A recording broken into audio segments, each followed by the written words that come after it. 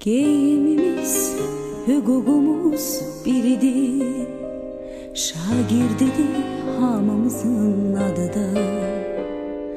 Elə bil ki boyumuzda eynidir. Aman Allah nə xoşbəxtlik biz onda. Bir müəllim töhmətiydi dərdimiz. Bir töhmətdən için yanardı.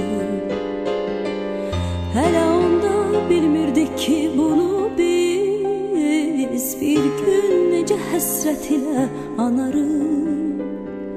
Dünya hələ bizim üçün nağıldı.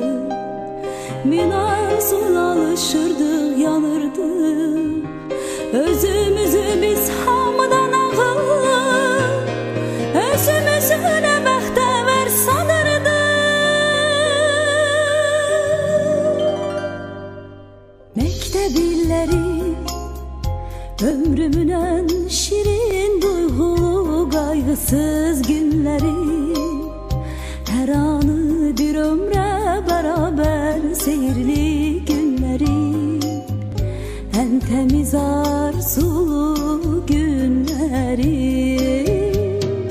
Məktəb illəri ömrümün ən şirin duyğulu qayğısız